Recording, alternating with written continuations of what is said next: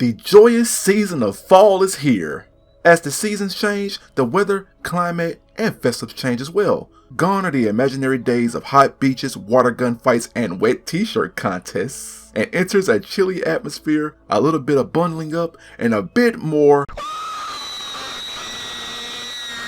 Oh yeah, Halloween is in fall. Not only has the season changed, but the entire lineup of anime has as well. And there are many, many choices to choose from. Wait, where's World's End, Harold? Oh, me. Okay, 2022. I don't even want to do this video anymore. That was the main point of this video. We're here now. Let me just regain my focus.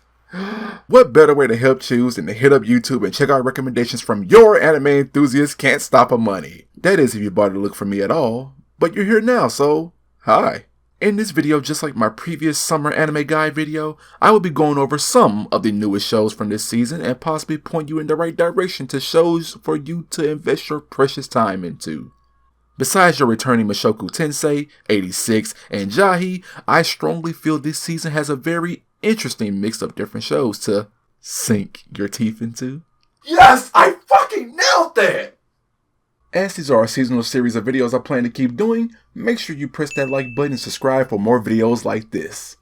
So without further ado, let's get into this.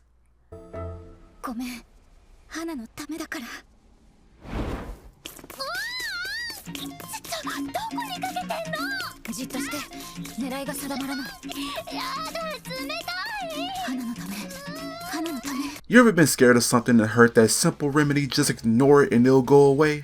I can perfectly understand why you possibly thought that was always bullshit, but for some reason, that strategy works perfectly in this show. Starting off first, we have our horror comedy, yes, horror and comedy put together, Mieruko-chan. This is a show about your regular ordinary girl Miko living her regular ordinary life, with her totally regular and ordinary perk to where she can see horrifyingly ugly nightmare-fueled evil spirits. These evil spirits literally come in all shapes and sizes with the most creepy and personal space-invading presence for our main character. To try to solve this issue, Miko chooses to simply ignore them with a calm face and a composed attitude until the spirit loses interest and just leaves. Yep, just like that. Simple, right?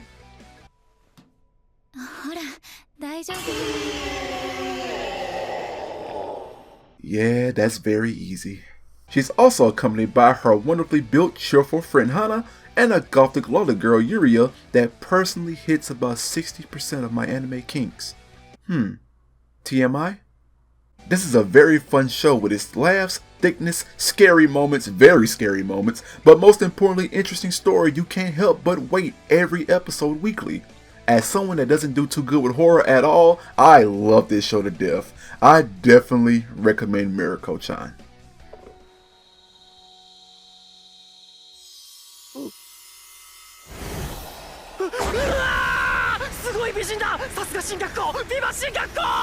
Next we have Comey Can't Communicate. With no hidden message or gag behind the title, it is what it says. Comey can't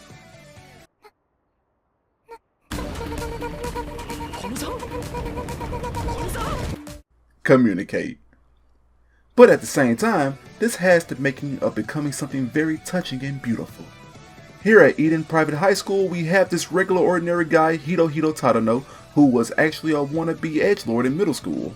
Now that he's in high school, he just wanted to blend in with everyone, not cause any unwanted attention, and live a normal life. Until literally his first day, he met this beautiful, tall, and must protect precious girl named Shoko Komi. He was already blown away and a bit intimidated by how beautiful she was, but there was something he wasn't getting. Being left alone in the class with just her, he soon finds out that Komi has a communication disorder. In middle school, no matter how hard she tried, she couldn't talk to anyone. Tadano picked up on this and levels with her by writing on the board in one of the most surprisingly beautiful scenes I've seen in a long time. With no words. Tadano promises Komi that he will help her make 100 friends. Well, 99 now that he's her very first friend. Gosh, just talking about this wrenches my heart in a good way, as it excites me to see who else will become Komi's friend along the way, as she definitely got a lot of interesting personalities to choose from. As a relatable show, and also coming from someone who at a much younger age also struggled with communication skills, I highly recommend checking this one out, as I can just taste the wonderful slice of life for this one. This is Comey Can't Communicate. これが音楽だ。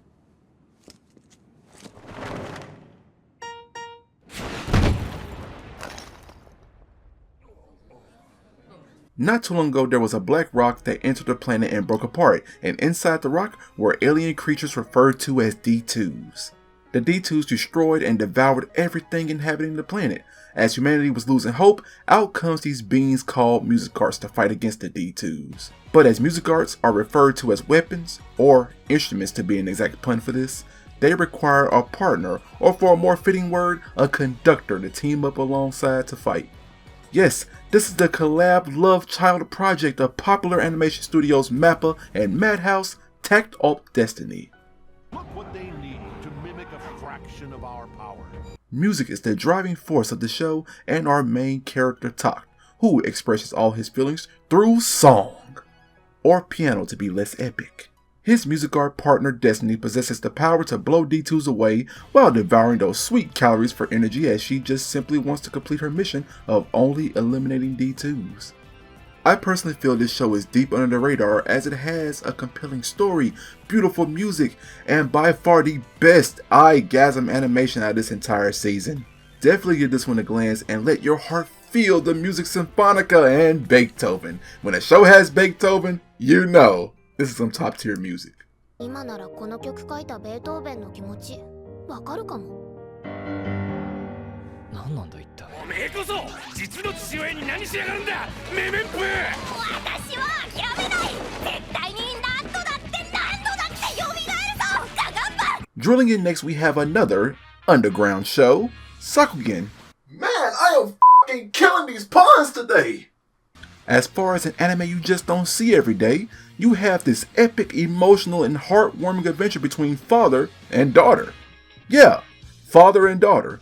We have our main character set of Memempu and her father Gagumber, whose name you just can't help but not say correctly.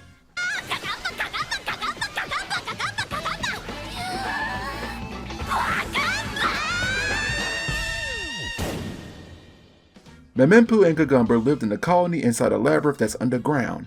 Memempu is a 9-year-old girl that recently graduated college, and she has the goal of becoming a marker, or in other words, explorer, and seeing the place that she's been dreaming of, which you may speculate is the surface.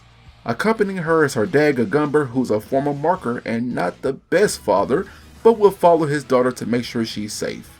And hey, being underground just makes you think, if Gurren Lagann and Made in Abyss had a baby.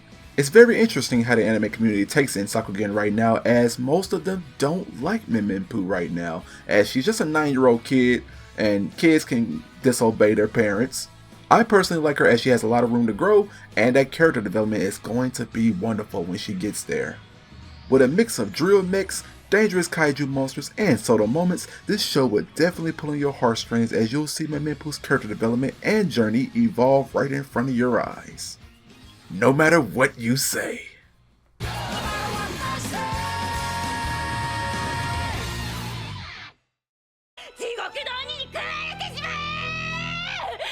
そうだね。それもいいかもしれないな。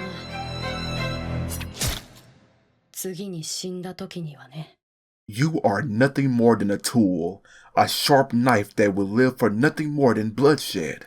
You live, sleep, and breathe orders from the government, and never show emotions to whoever you kill.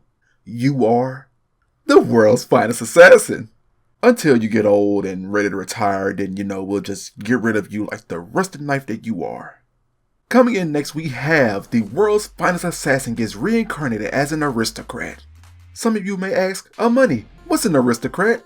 And oh my friend, I don't f***ing know either. Something about a family or a group of politics, governments, kingdoms, blah, blah, blah. Regretting living his entire life as a killing tool just to get betrayed, our assassin gets summoned for reincarnation by a goddess.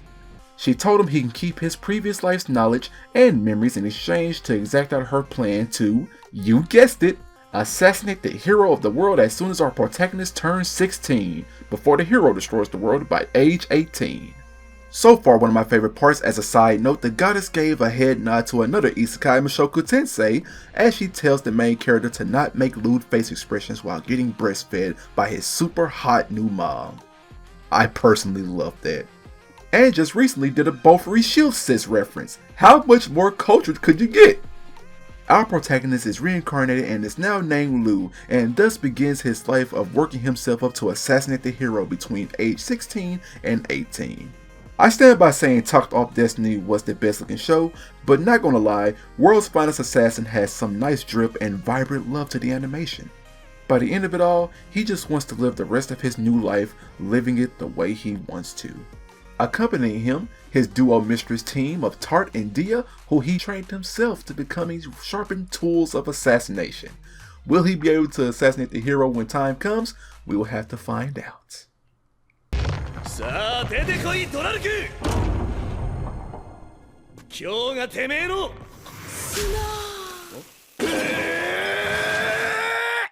You know, the vampire dies in no time could just be an over-exaggerated title. Never mind. For this laugh out loud ride, we have another main character duo of Ronaldo the Vampire Hunter and the invincible Vampire Dralu. 若い男の血くどい Due to rumored misunderstandings, Draluk was seen as this very dangerous and invincible vampire lord, but in all actuality, you can just blow on him and he'll just be reduced to a pile of sand, then he'll regenerate, just to die again eventually. One thing leads to another, and Draluk's castle ends up being destroyed and now finds himself paired with Ronaldo the Vampire Hunter. The thing is, besides being a vampire hunter, Ronaldo is very popular among citizens as he tries to keep up the clout train with his novel writings of his adventures, and being paired up with a vampire while being a vampire hunter himself is a gold mine. And to keep his scary editor from killing him. It's a win-win, in a way. So far, the comedy has made me laugh out loud because of how indirect and unwantingly glued the dialogue can get, and maybe the two will get closer together as the season goes by.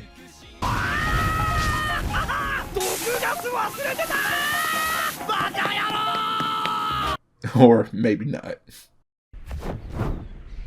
天使いるんだ。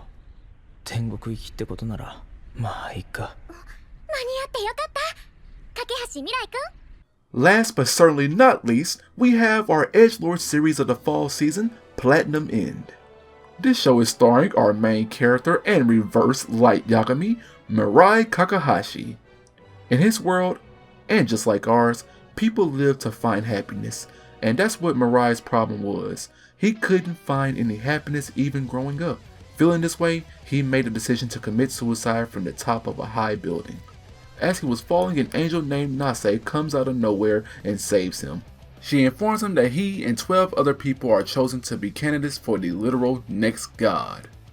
The goal is to eliminate the rest of the other candidates in a hide-and-seek like battle royale, then become god with your angel right by your side.